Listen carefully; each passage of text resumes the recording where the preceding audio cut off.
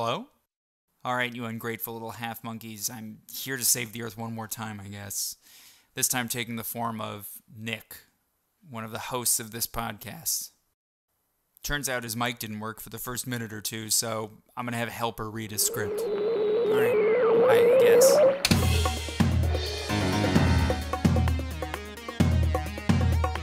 Welcome to Venture Bros, a Venture Brothers podcast hosted by After the Hype.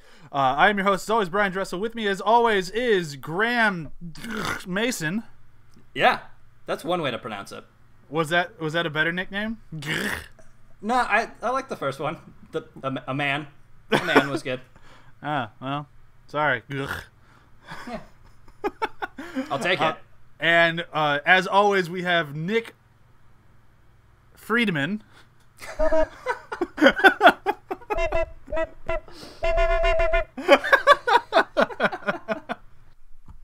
Yeah, I felt really good about that one. Just blank space.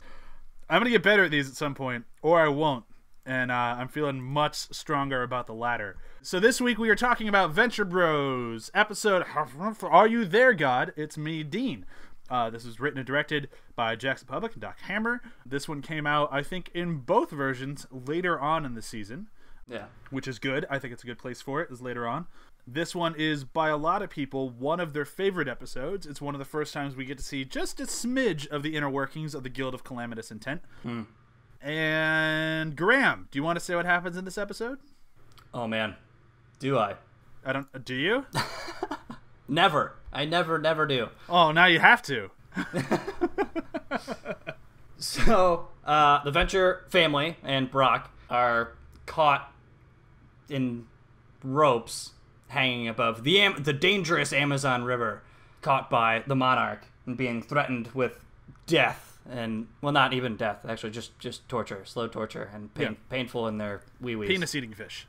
Yes. I think that's actually a real fish, actually, by the way. It totally is. The candirú. Rusty is wrong. Yeah, Rusty's wrong. Yeah. Well, that makes sense. He should be wrong. And then something happens to Dean. Something's wrong with his no-nos. And so, according to the Guild of Calamitous Intent, the monarch has to release all of them so that they can find out what's wrong. And then they then need to meet up in 2 days' time to be put back into the same situation. And then just ridiculous ensues in the meantime. Yeah, that kind of works. Yeah. You left out the whole thing about testicular torsion and the doctor's going to fix it. We were obviously going to talk about it. We were just going to, Well, maybe we would have forgotten. Like, who knows? There's a chance. No, we would not have forgotten about testicular torsion. Nor the PSA at the end of the episode. Yeah, that is definitely my favorite part. We'll get to that later. So, around the table, what do we think of this one? I can go first. I love this episode. There's not a lot about this episode that I dislike. It may not be my number one episode of all time, but as far as the season goes, it would be high up there for me. Yes, I agree with that. I can't say yet if this is my favorite episode, but this is definitely a very, very, very solid contender. Yeah. Olas? Can you hear me? Yeah. What? Who's that? Who else is here? Is that Bryan, Nick? I thought it was just you and me. No, I thought we had a third person. What? Is that Brok? Brok? Yes. It's me, Brok. No, I think this episode is my second favorite episode of the first season. Okay, yeah, I'd say that. Solid. Yeah. There's so much to kind of dive into in this one that I don't really know where good places to start, other than just the beginning. I actually think this will just be one of those, kind of move through it a little chronologically might be the best way to handle it. My no-nos hurt. Yeah. Did you say no-nos? Yes, that's my kid's super adult term for their private parts to be used in public in front of their father. I mean, that's so good, but just everything about it is so good. Like, I love the whole setup of the monarch has won, but totally hasn't won because Brock Sampson's still there. And I love the call for a timeout. Like, that's just so good. Like, timeout. What? This isn't freeze tag. And I love that, like, this is such a good snapshot into the world. Like, this has happened so many times to Rusty Venture that the guild had to create a law about it. Yeah. Yes. Like It's called the Rusty something. Rusty's Law. Rusty's Law. Like, it's just so good. And I love that, like, in that law, there's, like, little things to, like, kind of help out both sides. Like, you get to take a hostage, and if you're not returned in so many hours, you have to kill the hostage. Like, that's the rule. You have to kill the guy. Oh, it's great. It's so good. So moving from, is there anything else in that area that you guys want to talk about? I mean, we could just quote the whole episode backwards or forwards, but that doesn't really help anybody. One thing I love is that they start in the middle both times. So, like, when they're caught, they're already caught. You don't get to see any of the build up to that. You don't see how they catch Brock Sampson. You don't see how they catch, any of the Ventures. It's just you're starting at that moment, which I think is such a great way to do it, because I do feel like there's this weird thought in the back of my mind, which is, how did they catch Brock? But because they never really bring it up, you're just kind of like, it's fine. It's totally fine. Okay. But yeah, because later in the episode, Brock totally lays waste to the Monarch compound. And you're like, how'd you even catch him in the first place? Was he, like, dead? Like, what happened? Keep in mind, that was just to be nice. That's true. That was a birthday present. And honestly, the best present he ever got, I'm sure. Oh, yeah. Oh, yeah. But there's something kind of interesting about not seeing them get captured that, like, especially the second time around, like, I really, as much as I appreciate it, I kind of want to see that scene where they just have to be like, all right, so we're just captured again? All right, just line up. Yeah, totally. Like, them getting out of the X1 and just be like walking, like, all right, you want to tie yourself up this time, and then we'll just we'll pull you up there. Yeah, you can pick up from where left off. But we wouldn't get that awesome transition with that great music. Oh no, it's definitely better for this, but I kind of want to see that scene. Yes, that is something I do feel like they would do later.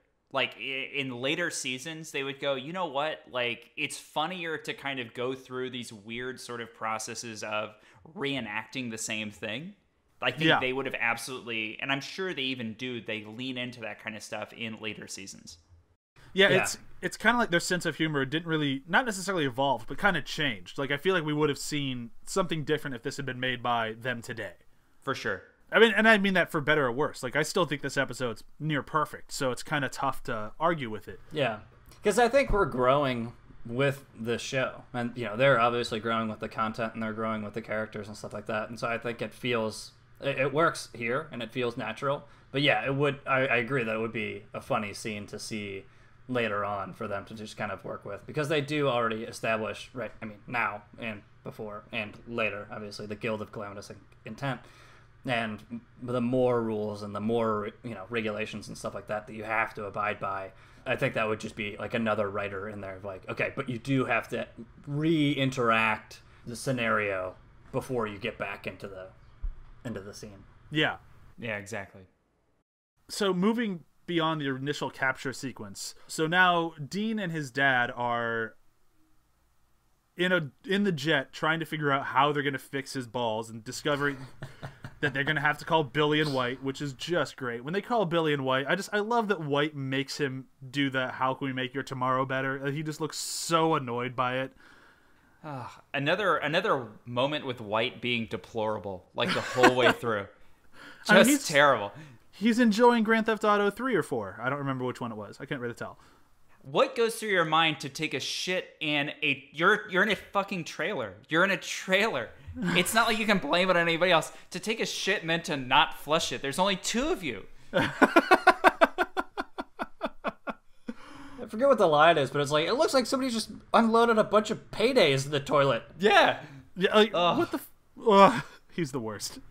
Yes. The worst. But I still really like him. Oh, he's great. But there's something about, like... do you think that there's at any point that Doc Hammer and Jackson Public thought that the audience would think that Billy's a kid? No.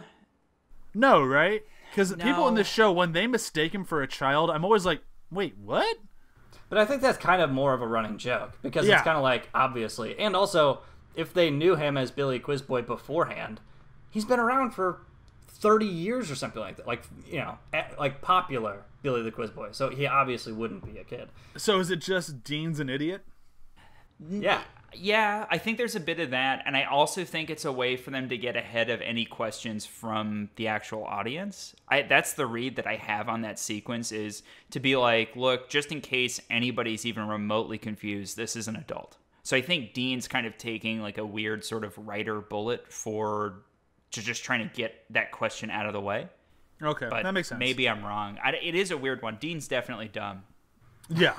He gets smarter the more the show goes on, but at this age, Yes. he is the dumbest person in the Venture family, which is saying something. Yes. The other thing, like with the just kind of sticking with their side of this, like I love that Billy shows up ready to work, and it's just like, well, I'm more of like a neurosurgeon, but this should be a walk in the park. Like he's just so cocky, no pun intended. It's not like there's any brains down there. It'll be fine. Yeah. But there's something about like I love that he's just willing to do it. Like granted, he's getting paid. Like they established that he has his exuberant fee, but I love that he's just like, yeah, this will be no problem. Like Billy's just kind of a nice guy. Like I like that. Like it makes sense that he's paired with such a not nice guy with White. But Yes. I really do enjoy that. Like I get that Billy might not be the biggest fan of Rusty as a human being. He's obviously a fan of the show he was on, but he does care about his kids. Like he's willing to help out his family. Yes, and they even established that he's a nice guy in the last episode. He's really the only one besides the Venture family to. So the we didn't even talk about this in the last episode, but basically, Professor Impossible's got a gun on Hank because it's the only way to stop the serum from like taking full effect, sort of thing. And Billy Quizboy's the only one that really is like appealing to a sense of humanity. Everybody else is basically like, just don't do it. But he's the only one who's like, we're better than this. And I think that's, Billy is an optimist at heart. And like you said, he's a good person. One of the few good people in the show. And realistically smart. I mean, like, he is a genius quiz boy. He knows a lot of stuff. And then, he's a neurosurgeon and scientist and a bunch of these other things. So, Heart surgeon. Like, the amount of stuff he can do is insane. Yeah. And, like, it's one of those things where, like, if he didn't have White, would he be more accomplished?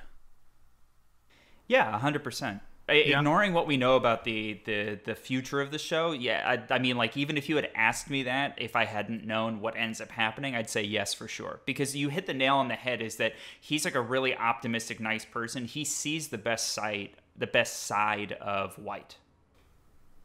Yeah. Yeah. And I think because of that, he's like willing to overlook every possible thing that White does to hold him back, and I don't mean hold him back as in like his career or whatever. I just think that like Billy wouldn't be living in a trailer, you know what I mean? Like, and a trailer that's down the road from the compound. I'm pretty sure they established that later. And it's I forgot where it was, but yeah. Yeah, and it's just sad. Like, I think that Billy would be a much happier human being if it wasn't for Pete White. Yeah, I totally agree with that. I don't know about happier. I think I think okay, that's fair. I think White, balance. I guess I don't know, balances him out, but I guess or humanizes him. But I mean, he's a good sidekick, and I think he makes him laugh, and every once in a while, it's a good friend. Not good friend, but he's a friend. He is definitely a friend, but it's one of those like. At companion. A certain point in your life, should you cut loose the friends who aren't doing anything for you? Yeah, I probably should have cut White loose. Yeah. Yeah. But I don't know who else or where else he would go. It's not like Dr. Venture wants him nearby. Well, no, because he's smarter than Dr. Venture. Exactly. Yeah. He can't have Dr. Venture. Yeah, he can't be around him because he's going to take all of Venture's like ideas Prospects. and make them work. Yeah. So that would be an interesting pairing. Yeah. If that relationship actually worked, the two of them, imagine the possibilities. They might be as successful as his father, as Venture's father. I actually think that it would make way too much sense, because he would want to have Billy around because he would make it work, and Billy would be too nice to realize that he was getting totally squeezed. taken advantage of. Yeah. Yeah. Yeah. Well, either that, and then Billy would want to leave because he felt like he was being taken advantage of. But I don't think Dr. Venture would be willing or able to share the limelight with anybody else. I totally agree. That's for sure. 100%. All right, so moving on beyond that. So, like, after they kind of fix everything, it's just all good stuff. But moving over to the Hank in the Monarch, the cocoon and everything, that is some of my favorite stuff out there. Like, I love the Monarch and the boys. It's so good. I love that Hank's in like one of the OG henchman uniforms from like the very first like pilot episodes, and it's just too big for him. Yeah. All that stuff's great, but I do want to point out my one issue and why this isn't my favorite episode of the first season. And that entirely comes down to Dr. Girlfriend. I think we're going to have the exact same point. Her reaction to Brok just bugs me. Yes. Her initial reaction? Yeah. It just does not feel like Dr. Girlfriend. And like when I was watching this episode and she's doing like her entire thing of like, well, I'm not going to beg and all that sort of stuff. There's two things I noticed. One, that does not feel like her character at all from any episode before this, and definitely any episode after this. If anything, she would have turned that around the other way and then tried to take advantage of him. I mean, like, take him out. Exactly. Like, but the other thing is, I feel like the way they voiced her was different in this one episode. Yeah. Like, 'cause she's always had a man's voice. Like, that's just the running gag, and I'm great with that. I love it.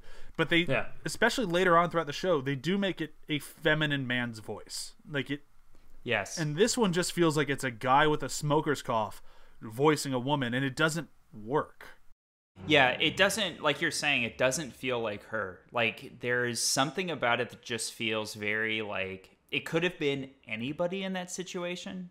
Like, you know what I mean? As far as it just needed to be a woman, which doesn't feel like Dr. Girlfriend at all. Like, that's all it needed to be. It needed to be the love interest of the Monarch. Pretty much, that's it. Yeah. Yeah. And it felt like, okay, so Brok is in the compound, and he needs to be in this kind of sexual situation with somebody. Who's the only girl on the Monarch compound? Dr. Girlfriend. Oh, I mean, okay, we'll just use it. I mean, it's because it's kind of a funny bit, but it totally feels out of place. Yeah, like, and it's like, I like the whole like Brok doesn't succumb, and I like that Brok like I never even thought of that. Like, I like those moments of it, but as a solo episode, it's a fine beat. But for like the vast majority of the the whole show, it does not work. Yeah. So my thing is, where, like you were talking about, like, where does this episode fit in the season? And that's kind of why I think that either this episode or at least this scene needs to be early in the season, because when the Monarch brings in Brok and Dean, it's like, hello, Dr. Girlfriend, this is Brok and Dean, as if like being introduced for the very first time. And then you have that scene, which is like totally awkward for them. And so it's like, well, maybe if that was earlier in the season, it would have been more believable. But now that we know who Dr. Girlfriend is, it's like that doesn't fit at all. But I think if you had that scene earlier in the season and then have all of Dr. Girlfriend later and know her character as she is, I feel like that would be more of a believable transition than the other way. Yes. Well, this whole thing would have to be before the Chrysalis episode for it to make any sense at all. Yeah.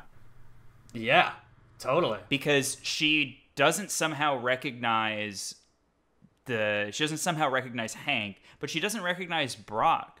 They have a whole gag that we talked about 3 or 4 episodes ago, where she bets the Monarch to run into Brok and pretend that, like, to see if she can get Brok to help him look for his contact. Oh, yeah. Yeah. Like, that was the thing. When this scene popped up and a couple other things, it's just, this episode just feels so weirdly placed. Yeah. Like, this scene feels like it needs to be in another episode earlier. But the rest of it kind of feels like it could kind of be maybe the whole episode needs to be earlier. I think it has to be. But like, I just mean just like the tonality and like just getting to know the world. Like, I feel like if this is too early, it wouldn't click as well. Like, it wouldn't resonate the comedy as well because you don't know the universe as well. So I kind of get placing it later, but I agree with the scene. Like, the scene does not work fundamentally where it is in the season. But if you're to lift that scene out, I think you're fine. Right. And I do think that this is like another hint at Dr. Girlfriend and the Monarch's kink, that they often bring other people into the bedroom. Yeah. I think that's what they're going for. I don't think that my read of the situation, or kind of what I'm hoping they were going for in this, is that she's like, oh, Brok came in here for the role play part of it. Oh, that could be. But it still doesn't make any sense. No. And it doesn't feel like her character, because weirdly enough, in the bedroom, I don't feel like she's the submissive one. And I'm just saying that based off of everything that we know about the Monarch as a whole. I would totally agree with that. Yeah. Yeah, and that might have just been a bit that they were trying to sell that didn't land at all. But they definitely could have fleshed that out a little bit more, of like a character who looks uncannily like Brok, of like maybe just like a one line of like, wow, you really look like him, or something like that. Because then that introduction scene works, and then the later scene works of, well, I'm not going to beg type of thing, of like she's expecting Hank and the Monarch to show up for this. Exactly. But beyond that one sequence, I love everything in the cocoon. Like I love that Brok helps out the Monarch from being bored by slaughtering his henchmen. Like when they say get that pile of corpses over there, that's a huge pile of corpses. Yes. That cleanup scene is It's hilarious. so good. And so good. There's so like, we're talking about favorite moments, and it's like just there's so many favorite moments. Oh yeah, like just the attitude Brok has of like when they're just sitting around doing nothing. Like, what do you get? That's so sad. Like all you do is just go after this one guy. Why don't you try world domination or something? Oh please, I don't want to get wrapped up in that. And I love that his response to all this is like, well, I can help him out. I'll give him something to do today. I'll start killing all of his men. Yeah. And I love that, like, it's one of the best moments. Like, if you ever go online and you want to look up, like, a best of 21 and 24 thing, this scene is in almost every one of those videos. And it's the two of them arguing over whether or not the Smurfs are mammals. It is so great. It's amazing. I think it's so fucking good, and I think it's so well acted by both, because just like the whole thing with starting the episode off in the middle of the sequence of like them already tied up and everything else, you're starting in the middle of the argument, which what feels like it's being acted like it's been going on for at least 30 minutes. Oh yeah, and just neither one of them are backing down. And you're not even certain what the argument is yet. And you're like, oh my god, you can't be serious. They don't lay eggs. And you're like, what are they talking about? Hey, Papa Smurf has a beard. You're like, wait, I'm not going to tell you this again. And it's like my favorite. I love that, because then I'm obsessed with all of their arguments, all of their interactions, especially for this first season, and then easily heading into the second season, which is I think where they really take off, is everything feels like it's building off of a foundation of friendship that they've had for a long period of time. Oh yeah. yeah, Like, they're just the two of the henchmen who for some reason don't die. There's an entire episode, I think in season 3, that goes into like that. Yeah, we're the two that don't die. Yo, you're coming with us. You're going to die, but we'll be fine. Yeah. With number 1, I think, is who gets sent on that mission that you're Yes, talking it is. about. Yep. Yes. Who definitely dies. Like, Yeah, he's a red shirt for sure. yeah, and like I love that. Like, Ooh. this show really pays off like repeated viewings and just like being a fan, because like when you're watching these two here, if this is the only episode you've seen, it's like, oh, two henchmen are having a conversation. But when you go back through it and like, oh, those are the two who are always having a conversation, and they just keep getting more and more screen time because they just worked so well off of each other. Exactly. I'm trying to think of other like things that I just loved about this episode that before we move into like favorite moments. Like I love that this episode really sets up the Rusty and Dean relationship a little bit more. Yes. Because as the show goes on more, Rusty clearly has a favorite, and his favorite is Dean. He does not like Hank. He doesn't particularly care for Hank. And I like that this episode kind of drives that home a little bit without ever really like calling it out per se, but this is kind of like the sowing the seeds of that future relationship. Yes. And I also think that there's like, I really don't feel like, especially after watching all of these episodes in a row, I think they knew what they wanted to do with Hank pretty early on, because I think Hank, they really established kind of like what works with Hank. You know, like Hank idolizes Brok. Hank is not as interested in science stuff. I think that he's not as quote unquote smart as Dean. But I don't think they know what they want to do with Dean yet, besides his crush on Orpheus's daughter, Triana. I think that's the only thing that they really landed on where they were like, okay, that works for that character. But his naive kind of like his naive stupidity, I don't think works for him. And I think they slowly abandon that over time. I mean, that's over like 3 seasons of time. Yes. But I think that it took them that long to figure out what to do with him. Sorry, Graham. Sorry. You better be. No, I think you're exactly right with Hank kind of leaning more towards Brok, and then with Dean kind of leaning more towards his father and more towards science and more towards, you know, the heady type of stuff, and kind of gives him these, you know, sex interests, at least in Triana, but like he is too insecure to know that he can do that, but he is still infatuated with her, which is similar with Dr. Venture and basically any woman in his life. And so I think they're like setting stuff up, but yeah, I think you're exactly right to where it's like they're not exactly clear of like how fast or in what way to, you know, pull him out or flesh that out. But I think it's definitely clear that they're separating Hank and Dean into kind of those two split of either Brok or Hank. Yeah, and I think it's kind of like it's done so well, especially in these early seasons, that when Hank and Dean are separated, they're very much their own people, for better or worse. But when they get back together, they really feed off each other's like sense of humor and personalities, where they really kind of built them up as brothers. Like, they did a very good job making them brothers. And I think this is one of the, not the first episodes, but like one of the really good episodes where we get to see them how they are separated. Yes. And then they come back together via vid chat later, and has one of the best lines in the entirety of the first season that I won't want to spoil because I know it's one of Graham's. You can take it if you want. Oh no, I have plenty of moments, and I don't know which one to pick from. Is there anything we've missed in this episode that we want to talk about? We can talk. Oh, there's a few connections to the Venture Brothers universe that we should mention. This is the first time we actually get to see conjectural technologies, which is kind of fun because they become a major player throughout the rest of the series, all the way up to the most recent season where they're bought out by a venture company. And this is one of those very big moments where they hint at clones, where when they mention the testicular torch, and Dr. Venture's like, ooh, that could have been fixed in prototype stage.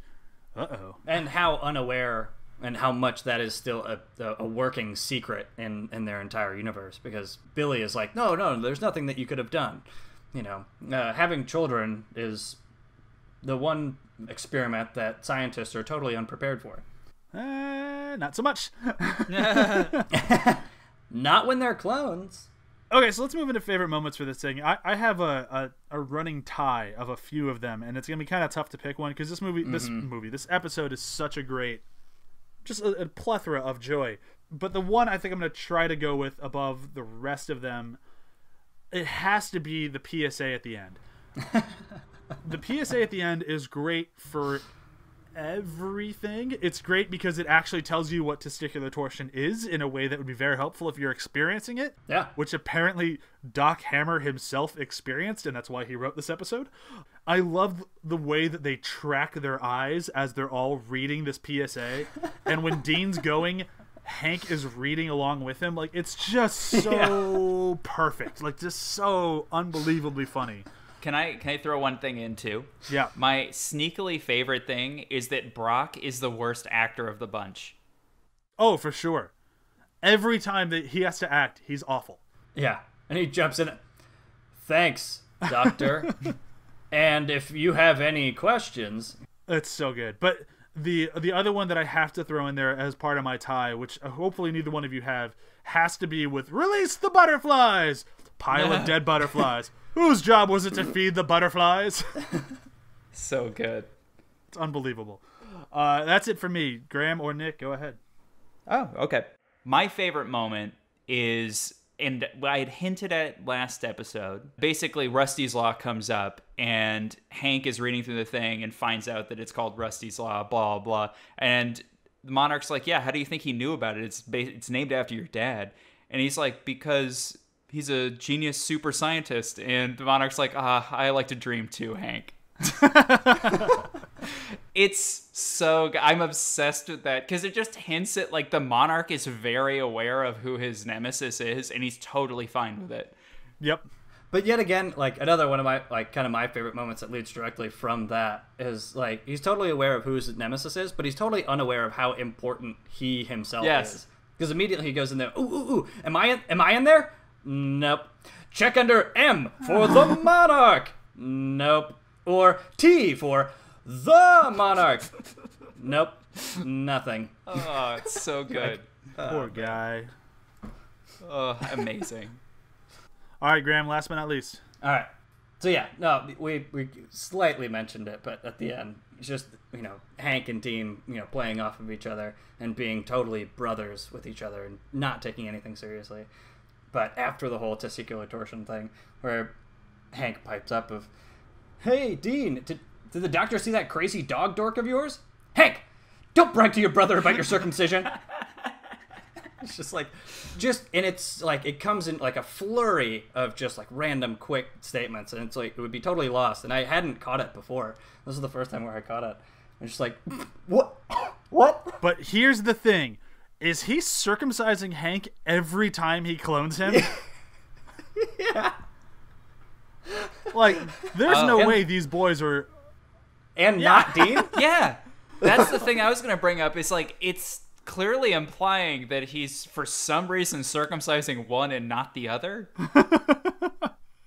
To the point of like, is he uncertain of the benefits or the pros and cons for either way? Like, he's uncircumcised. They established it in the last episode when he's freezing and he's like, I think my foreskin just fell off. But like, this is so strange. Why is this the biggest mystery for me of this show right now? It's a very good question. I don't care about their mom at all. I just want to know, A, are they one circumcised and the other one not? And B, why, if that's the case? Yeah. It's a long, ongoing experiment. Yeah. Okay, so we should bring today's episode to a close. We'll do a very quick round of plugs. Nick, why don't you go first? Okay. I want to plug Assassin's Creed Odyssey, which is a game that I've been working on for the last 2 years, and it's going to be coming out in October. So, give it a shot. Such a better plug than last week. Thank you. You literally choked in the last one. Graham, what are you plugging this week? Nothing. I got nothing. I got nothing. I played softball yesterday. Softball. What is softball? Never mind.